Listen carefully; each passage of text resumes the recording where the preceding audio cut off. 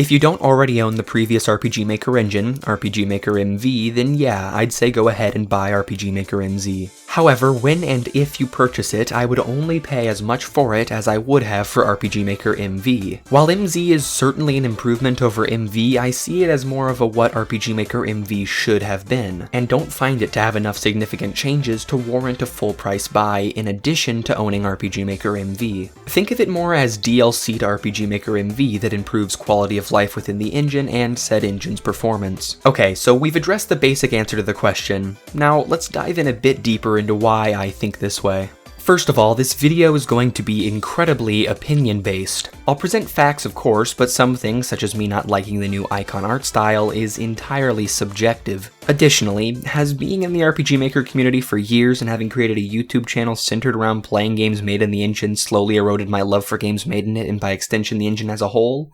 Yes. Is this possibly indicative of a deeper issue with RPG Maker and the community surrounding it? Certainly. But, that being said, I still think I can voice my opinion on MZ and still present some objective facts as well. Anyways, enough jumping around the point, let's get into it. For the sake of this review, I'll be solely comparing RPG Maker MZ to its closest relative, RPG Maker MV, as that's the engine it most closely resembles and the engine I have the most experience with. Now, SR Dude recently made a video where he went over every single change made from RPG Maker MV to MZ. While he did list some great features, and I'm not saying RPG Maker MZ doesn't have great features, he was able to list every single change made between the two engines in 3 minutes. They aren't useless changes, but if the entire difference between the engines can be summed up in 3 minutes, does that really warrant another $80 buy? As I mentioned before, almost every single feature added to MZ is just things people have been asking for a long time in RPG Maker MV. The only thing I can think of that wasn't directly asked for was the addition of effects here for animations. I'm not saying effects here is bad, quite the contrary really, I love effects here.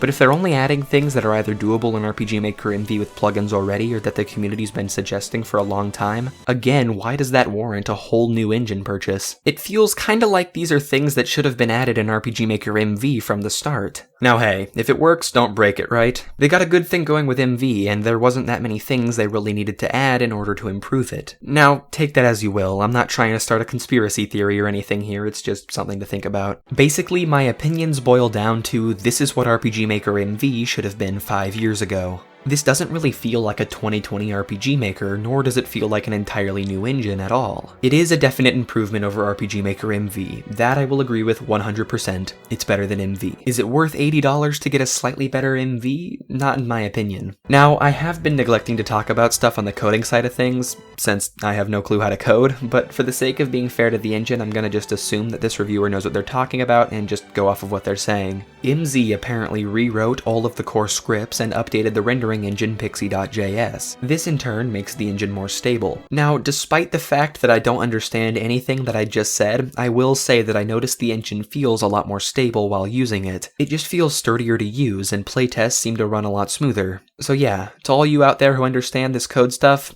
this thing happened. Plus 1 point to Gryffindor. Now, back to the opinions. Woo! This whole engine feels like it was made for mobile games. I said it in my first look video, and I'm still not quite sure how to elaborate on it. It just feels as though I'm gonna get an ad after every single playtest, you know? I can't really articulate what I mean, so I'll just show a few mobile games that give me a similar vibe, and you can ignore this point if you want to. It's just kind of a random thought I had. Games made in this engine by default have a menu button you can click on screen at all times to access the menu without needing to press a button on your keyboard, something that's more suited for mobile. And you already know that there's going to be 800 games made for PC that don't bother to take that out, and it's not going to get annoying seeing it in these games at all. Nah, it's going to be fine. That being said, I do appreciate the mobile optimization. This engine is much better suited to handle mobile games being made in it, but when even the RTP looks like a cheap mobile game's art, well, it gets me thinking. I don't know, man. I don't want to hate this engine, and I don't really hate it, but I'm still just severely underwhelmed. Despite my opinions on MZ, however, I do feel it is important to mention how good the RPG Maker community is, and most notably the dev team or the marketing team or whatever you want to call them. We as developers have incredibly easy access to people on the RPG Maker development team who are also incredibly personable and kind. I respect how easy they make it to contact them and how open they are to community input. I don't hate the developers, and I don't hate MZ. MZ. I'm just simply underwhelmed by the features it presents. I feel like if I wasn't a YouTuber who was making content on MZ, I probably wouldn't have bought this engine. I don't know if that says more about me or about the engine, it's just a thought I wanted to put out there. Also, real quick before I wrap this video up, I do want to mention the current lack of plugins for MZ.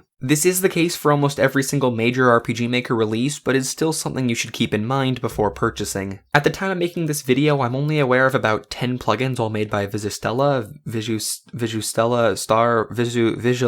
Star currently existing for MZ. Yanfly no longer exists in the MZ world. However, they are assisting the Star Company with plugin creation, and the future does look incredibly promising for plugins in RPG Maker MZ. Most likely, the plugins for MZ will be even better than those made for MV, so keep your eyes peeled.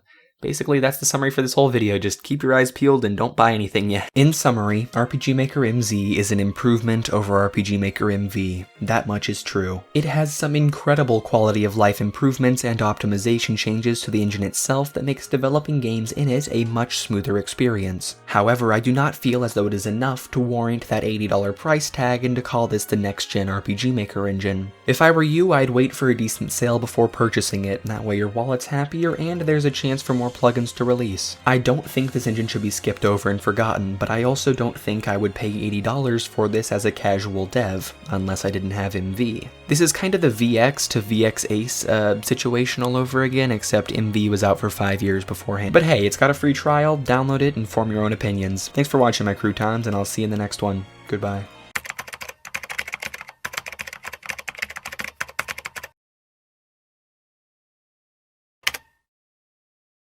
As of the day of recording this video, I have about 10 hours total in RPG Maker MZ, so even though I presented this as a knowledgeable review, I'm still learning things and my opinions will change over time as I experiment more with the engine. I plan on creating a Let's Make a Game series in RPG Maker MZ very soon, possibly with collaboration too, so keep your eyes open for that if you want to see me change my opinions over time, and hopefully make all of you who hate me after this video